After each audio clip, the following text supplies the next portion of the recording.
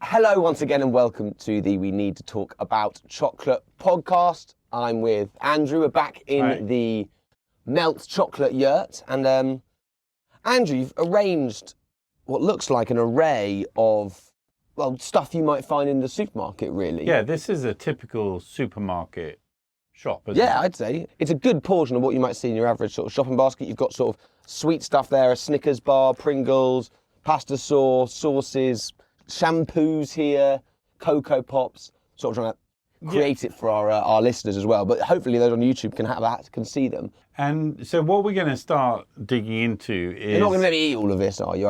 I think that would be too... Ed, you know, it's quite possible you The shampoo would eat I all really it. don't want. And the dog snacks. You know, we're going to go through basically the illusion of choice. You think you go into that supermarket and you make conscious decisions, eat healthily. Sure. But very, very soon you discover that each one of these companies covers the entire range of your eating habits. So we've got Nestle, we've got Mars, and we've got Unilever. So Mars, of Mars Bar's fame, not only do they make Mars, and we've got our good friend the Snickers bar here, but they also make pedigree dog food. We've spoken about that before. Yeah. Pringles, that looks like Uncle Ben's rice. I think it's just called Ben's Original Rice now. And Dolmio pasta sauce. Correct. And you think that's a bad thing? Well, I think what you see, and this is a feature that we've gone through a lot, Ed, is that, you know, there's a lot of grass, there's a lot of glucose that you're eating. Sure. And what I think we want to do now is start going into the science of, is this ultra-processed food good for you? And how would it compare with a sort of Aztec diet? Would be familiar to the Aztecs when they were living, you know, in that beautiful capital city of theirs. And we want to make that contrast and figure out, you know, are you actually designed to eat this kind of food? Also, I think it's now that we sort of enter the dragon, we start identifying the dragons. Yeah, this is your sort of dragon analogy of sort of big food companies, or in some way needing to be slain in order for us to all get a bit healthier. So yeah, I think I can sort of see here we've got examples of what you would call ultra processed food, right? I mean, the shampoo I'm less knowledgeable about, but this is mostly sort of stuff that... Well, is that because you don't wash your hair, or is it because you don't eat it? Well, I've never really thought about it, but I've never really thought about, is ultra processed hair products bad? Well, we're going to discover that Nestle owns a segment of L'Oreal, and we're going to discover how they use, in the case of chocolate, the cocoa butter. And what they'd rather do is sell it in a health cream product than put it in your stomach. And they'll replace it with palm oil. And we're going to go through that and why that's not a great thing. But why are they doing that? Bottom line, as always, it's cheaper. I think it's a really interesting one. I think it's the sort of spread of food here. I mean, I mentioned at the start, this isn't sort of a full, probably, shop, but normally you reckon the average shopping basket, you might have, I don't know, some protein in, like, I don't know, sausages or bacon, but even things like that. I mean, when you have a look at sort of the ingredients of sausages nowadays, or I know I was in the supermarket only last week, I was trying to buy some duck for a recipe, and they did not have just duck. The only things I could buy were duck in sauce that had about 100 ingredients. I was cooking with someone with a wheat allergy. So essentially, despite the fact that I was trying to make a meal from complete scratch, I was unable to buy any protein apart from chicken. Absolutely. And this is what we're going to go through. We're going to try and understand, you know, we've called the food industry basically producing weapons of mass destruction. We've used that example already. Yeah. And we're now going to go through, let's describe them as the 4 horses of the apocalypse. The 4 main diseases that, Ed, your Western diet creates. And there's no question there's a correlation between what you're eating and what the 4 main diseases are. And of course, that's, you know, heart disease, that's cancer, that's diabetes, and it's also obesity. So we've got the 4. And the way we previously described it, but we're going to go a bit deeper this time, is that you basically want to have granny's food, but you don't want this quantity of ultra-processed food burning granny, which is your mitochondria. This is a step too far. Granny makes quite a lot of pate. I was trying to work out things. Yeah. Does it mean pate? So you want to eat her food, but not burn her. That is the line. Don't burn Granny. I mean, we're always saying that on this podcast. Yeah, and I think it's really interesting, right, to raise the sort of the health concerns of the Western world. And you're right, it is particularly things like obesity and heart disease. It's impossible to not link that almost primarily to diet, and I think obviously lifestyle being the sort of the second one. And I think we're mainly going to try and focus on diet today, but obviously those two things go absolutely hand in hand. If you're eating really healthily but you're not exercising, that's not going to be a good thing. And if you're eating badly but exercising loads, that's going to be a lot better than if you're doing neither. So let's start with a definition of ultra-processed food.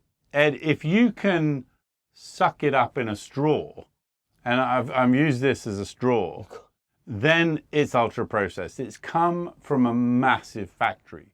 So that sugar is ultra-processed.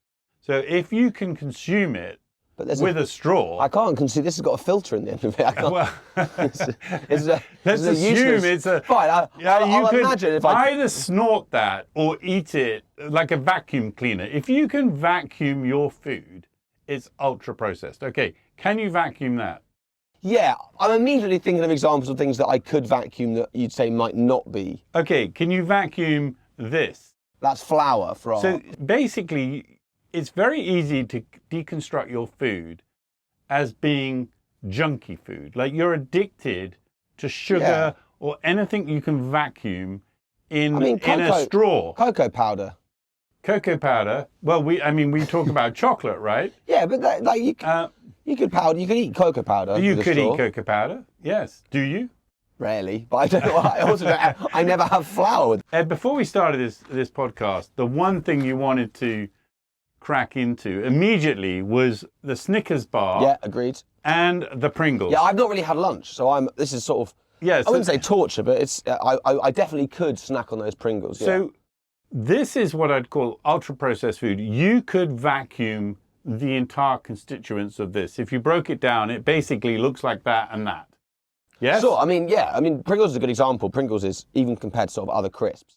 Okay, so let's just quickly go down. It's got dehydrated potatoes, it's got sunflower oil, and then really interestingly to me, it's got corn flour, wheat flour, and rice flour. Now, why would you mix? Given that in previous podcasts, we've explained to you that basically you're eating grass, and grass is really just starch, and starch is really just glucose. Sure. They're all just forms of sugar. So this has just got a lot of sugar. It's basically sugar. Yes, I mean, again, there is a real difference between eating stuff that has flour in and stuff that has sort of white sugar like that in. Is there? Yeah, for sure. I mean, like a loaf of bread versus, I don't know, a can of Coke. In terms of one has flour and one has sugar. I mean, sugar is in almost every way worse. Because we spoke about this in our sugar episode. It's the fact that it overwhelms the body with glucose whereas a slow burning carbohydrate like bread or flour, the body has to break it down slowly. Well, and actually, the glycemic index of a white flour and a white sugar, almost identical, 0.1.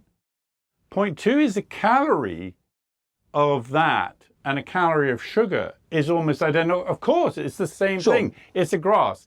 And as we discovered last time with our blacksmith, it's just one slice of the chain. Don't forget, it's just one small slice. Sure. And then you're turning that into glucose. So actually, from a food industry standpoint, it's just sugar. It's just glucose. Yeah, We're there giving are you other glucose. things, like, for example, flour's not gonna rot your teeth, for example. It doesn't have that effect in the same way glucose does, and sugary snacks and sugary drinks. Okay, let's just address it. And again, is there a difference between the glucose in that and the glucose in that to the body? Yes and no. No, in terms of the fact that you're right, and I love that blacksmith analogy, that when it is broken down right, it forms the same chemicals that provide the body with energy. Correct. We spoke about that in previous episodes, but with kind of complex carbohydrates, the very process of the body taking longer to digest those things and longer to break those down means that A, the body is doing more work, which is a good thing, and B, it's not having that absolute sugar rush. Now you're right that there are. But This is a scale. Look, I accept your point, but I'm going to make the case that the entire food industry is out there to infantilize and make this very accessible and easy to consume. It's like hyper-palatable. You know, it's like, I want you to consume this as quickly as you possibly can and not get satiated, which is, you notice there's no real fat in here and there's no fiber. Now, fat and fiber work against the industry because guess what? You'll feel full. You won't want to consume more. So obviously, as an industrialist, you're going to remove any fiber, you're going to remove any fat, and I want you to consume as much, let's put it this way. If I'm at Nestle or Mars or Unilever, my objective is to make you consume as much as possible in the fastest possible time. My accountant is on my back telling me, you've got to make more money, get more food down, Ed, as quickly as you can. Yeah, I mean, look, if Unilever were here, or if Mars, or if any other big corporation, they would say, look, it's our job to make food that people enjoy, and if people really enjoy food, they're going to want to eat more and more of it. It's not really our job to stop people doing it. Surely, to play slight devil's advocate, the counter argument would be that it's almost infantilizing to suggest that consumers aren't able to sort of control themselves, and actually, as an adult, you should be able to. I don't know. For example, you're right. Pringles. Who doesn't like Pringles, right? But it's about, can you just have 4 or 5 Pringles, or are you unable to eat the whole packet? And they would say, look, we say on the packet that you should have, I don't know, 4 or 5 Pringles is one serving. And look. But would you know that you've got rice, wheat, and sugar, and monosodium glutamate, that's just the tip of the iceberg, and dextrose? I mean, like, it is basically powder. You're a junkie eating glucose-addicted powder. Sure, but... And you're addicted to them. You immediately saw this and went straight for the Pringles. Yeah, but they're nice. No, but are they nice at a cost to your body? That's the question. I think again, like, the argument that, I don't know, Unilever and Mars and these companies will make the same argument that lots of companies that don't necessarily produce stuff that is really great for you, but it's enjoyable. They would say, look, people enjoy this stuff. They like it. It's a treat. We don't say this is all you should eat. Have it as part of a balanced diet. But to be honest, if you're eating healthily, if you're eating 3 meals a day, if you're getting fruit and veg, if you're getting protein, and you have, I don't know, 4 or 5 Pringles when you're watching TV in the evening, you're probably going to be okay. Now, the question is, I think, again, can't stress enough, that's not necessarily what I think, but I think that's what they would say. And I think you have to present both sides. I think the problem I see is that actually, and you're right when you talk about junkies, is that quite clearly there is something in the current way that people consume food and their relationship with food. We do not see these things eaten in moderation. These things are... You do not. They're designed, of course, we've talked about it. The scientists have designed them for the fastest possible consumption, the least satiation, and the highest sugar content or grass content. This stuff is cheap, right? It's easy to produce. It's cheap. I can produce it in a factory at scale. And this is the point. Your body is clearly not designed to deal with this amount of sugar at such high levels of intensity. A caveman would be... He would pass out at a Pringle. I enjoy it, but that's by the by. Okay, so let's just go one by one, the diseases that we've talked about. So we've got the heart disease, which is obviously one of the major issues. And of course, that's directly linked to, the platelets in the body. And that is a consequence of highly processed, sugary foods. No question. I think the link is... for sure. Right. Okay. So then we've got obesity. Now, what's the definition of obesity is an excess of glucose. It's insulin resistance.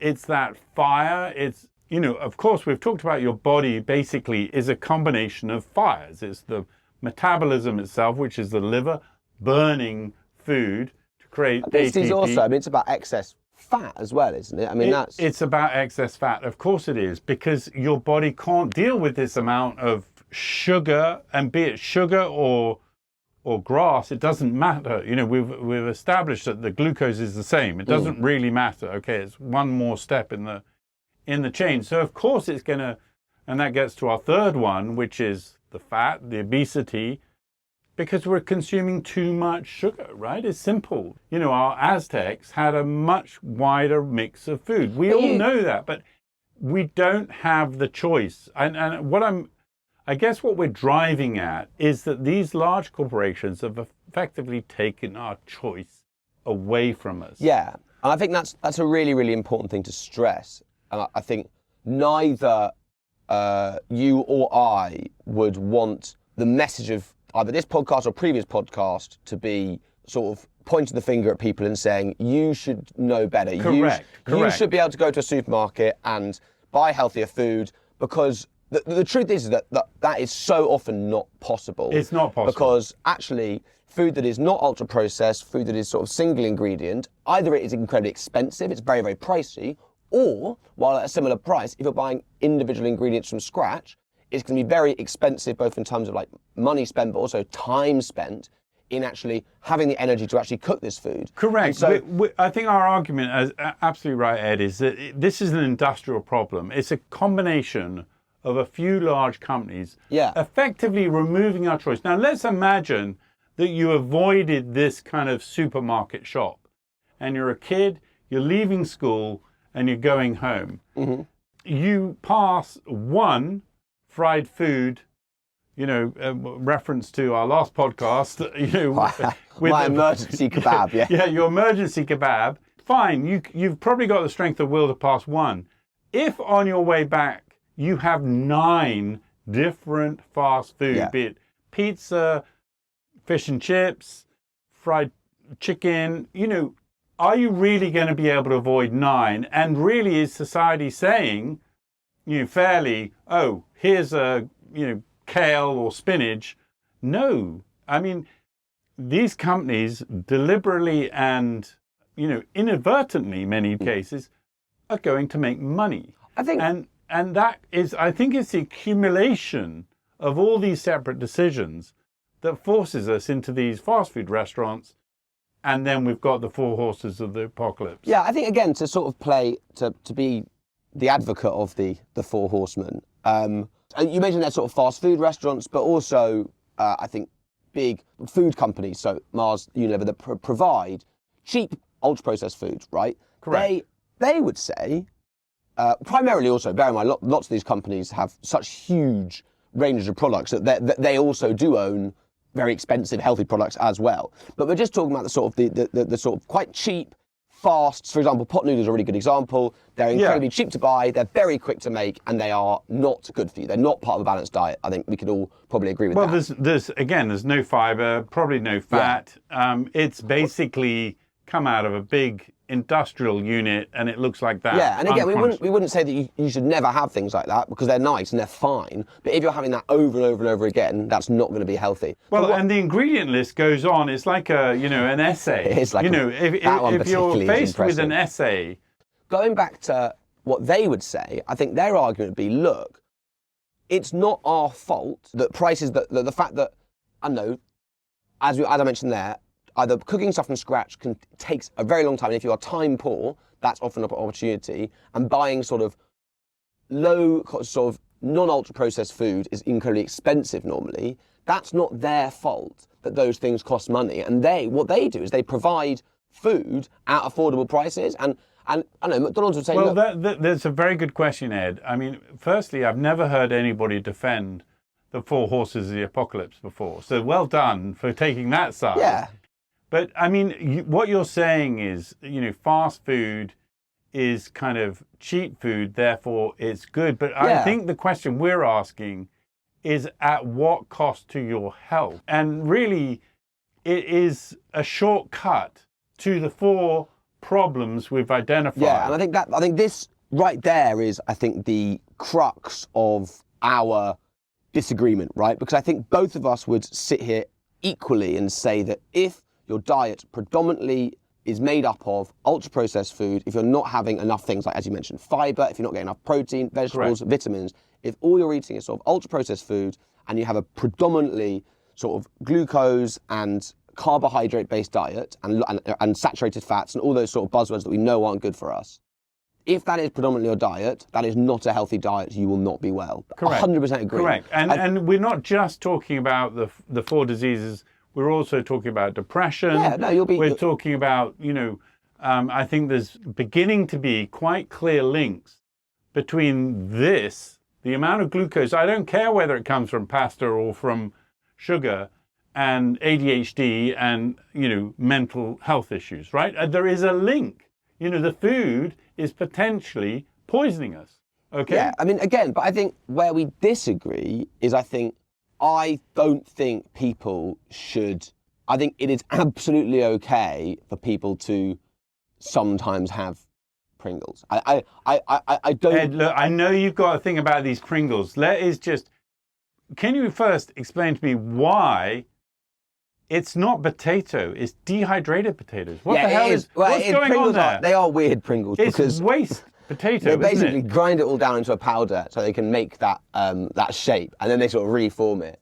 I'm not. You're no different to somebody that's addicted to cocaine. No, I mean, this is the cocaine of my point is industrial food. That's my point, right?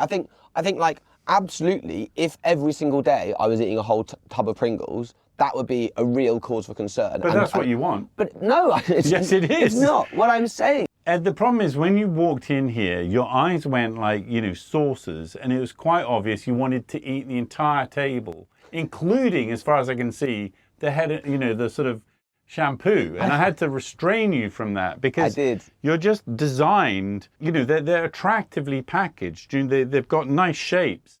But where I'm going to draw the line and start arguing really in a very frantic way is that I have a dog. True. Okay? And it's a lovely dog. That's called Moomin. Exactly. And, he watches. The last time I looked, my dog was a carnivore. It's got the bloody great teeth of a carnivore. And so when you brought this Mars food in, I was very intrigued to see what it actually has in it. And this is, for our listeners, this is pedigree rodeo beef flavour dog snacks. And it advertises as having natural ingredients, no artificial colours, less than 5% fat and omega-3 in it. Right, okay, so my dog is a carnivore. Let's just agree that. Okay. 100%. So why should it be eating derivatives of vegetables? Yeah, I don't know what that... I imagine there are different rules about what they have to put on dog food. My dog doesn't eat vegetables. What's a derivative? And it's a derivative. And it's also got cereals. I know my dog does not like grass. I mean, not consciously. Sometimes He would. No, but he shouldn't be eating grass. I think that Moomin, great dog. I think he would eat anything. He shouldn't. You're right. And then there's sugar. Why are they putting sugar? Like this is if they treat my dog like this, they're going to treat Why are you they like putting this. sugar? That is yeah. weird. They've got sugar in this, and there's something called meat and animal derivative. There's a lot of derivative stuff in here, which is slightly freaking me out. And basically, it's probably got about 3 or 4% actual meat. Yeah. And that's not dissimilar. So do you think they might be treating you with the Snickers bar like they're treating my dog? For sure, 100%. And I think that is a very surprising, and neither of us are dog nutritionists. Well, are we surprised? Or are we actually not surprised? I am genuinely surprised that dog snacks, particularly ones that sort of the dogs chew on, with beef flavour and have sugar in. I'm surprised by that. So this is what they're eating. My dog is eating that. No wonder he's got behavioural issues. Again, going back to the sort of the key issue here is I think I'm not saying these things are good for you. I'm not saying that people should be encouraged to eat lots and lots and lots of them. I don't think people should have pot noodle for every meal. I don't think people should have Cheerios or sugary cereal of any variety every morning. Those things aren't good. But I think we can admit that they are nice, they are enjoyable, and actually having snacks that are occasionally as a treat that don't cost £9 because they're made out of parsnips and nothing else and taste like rubbish, that are, I don't know, £1.50 from the supermarket, and you buy it because you've had a long week and you're watching TV and you want half a tub of Pringles. I do think as long as you're making healthy choices elsewhere and you're doing exercise and all those things, I don't think that you are doomed to live a sort of unhealthy life. I think these things can be part of a balanced lifestyle. But I'm going to draw a line at a certain point. And when I have it is I have, let's say, Ferrero Rocher, the richest family in Italy, Sure. right? Making one of the most iconic foods in Italy, gianduja, Nutella. Sure. Right. We know, because we've deconstructed it before, that it is 50 to 60% sugar and palm oil. Now, is that morally right that your clients are being fed brown sugar and to make the richest man in Italy richer? Well, is that morally and economically right in today's society? I think, obviously, it's a really interesting one. And I think I want to be careful I answer that question. But in short, yes, I think it's absolutely fine. I think, Melt sells chocolates that are full of sugar, but that's okay because we try and maximize the cocoa content. Yeah, for sure. And we try and reduce the sugar. I mean, the difference between something like Melt and something like Nutella is night and day. But those Melt toffees that I will occasionally have one after we finish recording that are completely delicious. If I had 40 of those a day, I would be unwell. That would be too much sugar, and it hasn't got other stuff in. Absolutely. And I think, again, if Mr. Ferrero Rocher or his sons and daughters, I'm sure now run the company, if they were here, they would say, look, we, just like you, we don't suggest that you should have Nutella for every single breakfast, every single lunch, every single dinner, and you should have huge quantities of it. Well, you're actually encouraging our children to spread it on their bread in the morning. That's exactly so if you know that it won't sell to adults, most of this gets driven like this, Mr. Pringle, the one that sort of caught your eye and was almost impossible. And I can almost guarantee that at the end of this podcast, yeah, for sure, the little hand's going to go out and it's going to go in. It's a Friday and I probably will have 2 or 3 Pringles. Absolutely right. No, not 2 or 3. The whole damn tub is going to go down there in a sort of vacuum. You might as well just suck that up. It's the same thing. Why don't you start there and then end on the Pringles? But your point with Nutella is a really good one, and I think where this becomes a more complex issue, I think that's the side that that Ferrero Rocher would say. They'd say, look, lots of brands make stuff that aren't necessarily healthy, but they're treats, and treats are okay. People deserve treats. We can't all be sort of monks and nuns, never having stuff that's nice but not necessarily good for us. What's wrong with monks and nuns? Nothing wrong with monks and nuns, but that's not what all of us have to do. But your point is absolutely right. When you watch Ferrero Rocher adverts, for example, it very much is, look at this as a treat. You bring it to a party, it's a gift. Nutella adverts will be something like, I don't know, Nutella and maybe other brands as well. Obviously, this is not just Nutella guilty of this. Far from it, I think. But what I've seen definitely is adverts containing children eating Nutella in what can be described as quite mundane settings. Correct. Almost like before the school run, that sort of thing. With granny. And that is, I think, for me personally, worrying, because what that is telling parents and also telling children, who are the ones sort of begging and pleading and these parents to buy Nutella when they go to the supermarket, is not, this is something you have on your birthday, it's something you have on Christmas morning, maybe as a nice treat. This is something that, you've had a really long week at school, little Giacomo, go and have some Nutella. No, this is something that if you have this every single day for breakfast, you'll be just as smiley and pretty as the perfect Italian family in the advert. And that, I agree with you, is it's the marketing really power. irresponsible. And, again, let's just now admit that we're facing, and you're going to face, the dragons. And the dragons are the Nestle, the Mars, the Unilever. But they're also, don't think you're going to survive with just those dragons. You're also facing, the energy drink companies like Red Bull, who are going to try and get sugar down you faster than you can sort of snap your fingers. And that's a lot of sugar going down, and you're not satiated. And I think this is one of the issues that we're going to go through. And this is why when we consume cocoa, we're trying to get the highest cocoa content. We're trying to get the fiber. We're trying to get the cocoa butter. We don't want our cocoa butter sold into a cosmetic. We want it in the chocolate. Well, it can be in both, right? That's okay. Well, there's only a certain amount of cocoa butter in the world. Sure, I'd rather eat it than put it on my face. But just, I'm not an expert on cosmetics. You'd be shocked to know. But it's cocoa butter is also good on your face as well. It's not. It is. Yeah. But would you rather? I mean, typically what the industry does is they strip out the cocoa butter and they put it in cosmetics and they replace it with palm oil. Yeah. And you're going to find that, there's going to be palm oil in all these, rapeseed, which is a very unfortunate name for an oil. Yeah, I mean, like, who the hell called it rapeseed? That doesn't mean it's necessarily bad. Yeah, I think oils and fats are a really interesting one, because obviously you've got complex and like simple oils and fats, and that's something we haven't touched on much because it's slightly different to your sort of hatred for grass. But that's a really sort of thing that seems to also be really leading to a lot of these that sort of list of dietary problems, things like obesity, things like heart disease. And actually, a lot of, when we talk about ultra-processed food, a lot of that is sort of these sort of complex oils, so sort of oils that are made up of lots and lots and lots of little things, which the body finds really hard to process, right, as opposed to things like olive oil and butter, which is better. I think that's something we should focus on as well. Yeah, and Ed, so basically my theme is you've got to face the dragon, okay, and it's not your fault. Right, that you're currently losing. Like I'm in some sort of therapy. It's not. No, but this is where I there's disagree. a little guy with a moustache. He looks really happy. You want to eat it. It's potato. What could possibly go wrong? You're led down a path. But the answer to that question is unwittingly. Nothing. Like if you have, I don't know. Even if I had half the tub of Pringles, if I do that, or the equivalent thing of that, I don't know. Maybe I order, I don't know, some popcorn at the cinema, or I have, I don't know, Coke, God forbid, once a fortnight. If I am making consistently healthy choices apart from those moments, that is okay.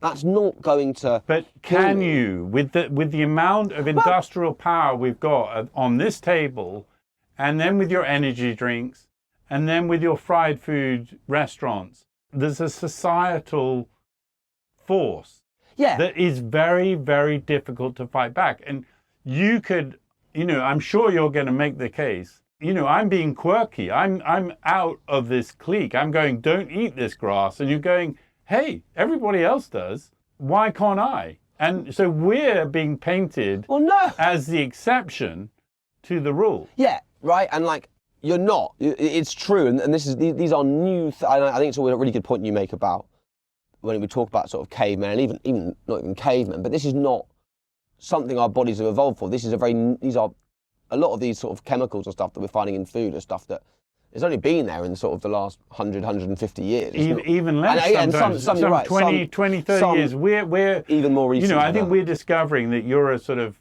environmental and societal guinea pig for industrial food. What is going to happen? But again, we don't know the answer to that question. I just can't stress enough that I do think that like there is a huge problem if your attitude is just, okay, this stuff is the devil, it's terrible for you, any amount of it's too much. And also, you're presenting a reality in which is like, it is almost inevitable that you will eat this stuff. It is 99% of what you find in shops, unless you are literally making food from complete scratch. But even then you start finding, okay, like the salt I buy, that's got a thickening agent in it. And in the end, you will have to go, okay, we'll stuff this because I fundamentally can't. I can't afford to spend, I don't know, £150 at the top supermarkets buying the really expensive food just because it's healthier. So I might as well ignore it all, and I might as well only have the really cheap, easy, and let's be honest, nice. Like, I think you have to slightly look at this head on and be like, not only is this stuff easy and cheap, it's also yummy. Like, pot noodles are tasty, mayonnaise is tasty, dolmio pasta is not my favourite, but it's all right.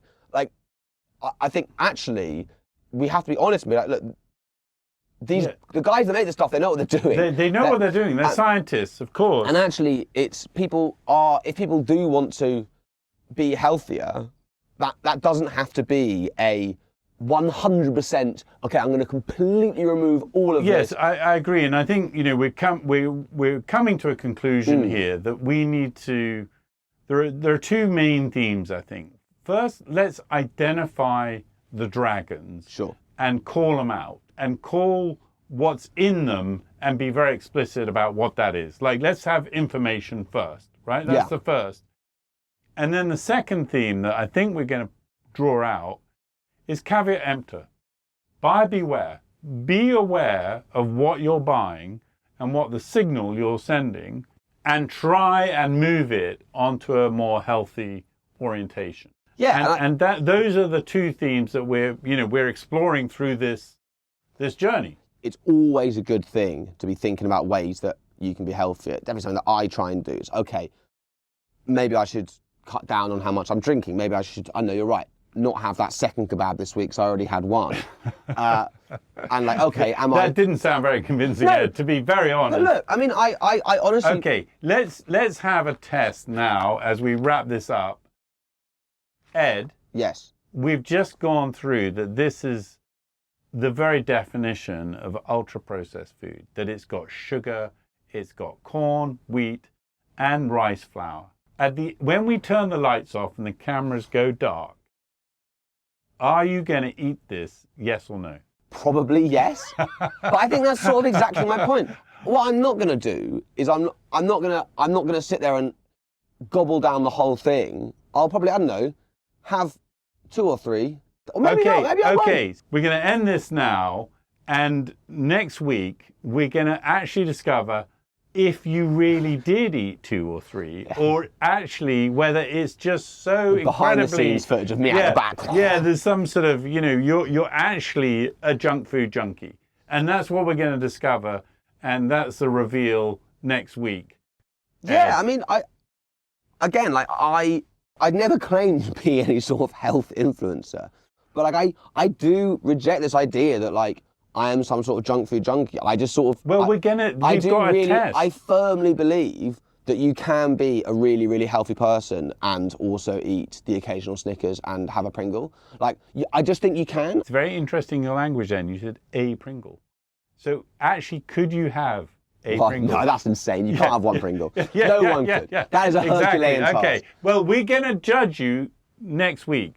I'm very happy to do a sort of, maybe we should both do a sort of food diary and a food and lifestyle diary for the next week, and we can report back and see if my sort of, I don't know, slightly more hippie, well, maybe not hippie, but sort of, it's all okay, just do exercise, have a Pringle if you want attitude versus your quite monastic, hard and fast rules. Ed, look, you can like shoot that like a line of, I don't want white sugar, that's not what I'm saying. And like vacuum it up I through your nose, snort it, or whatever. It doesn't matter. I personally think that I am quite healthy. I play quite regular sport. I do.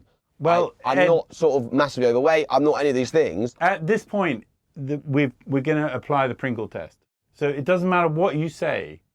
It's the Pringle test. But I think it'd be a good experiment. So we're going to see if you can eat one Pringle.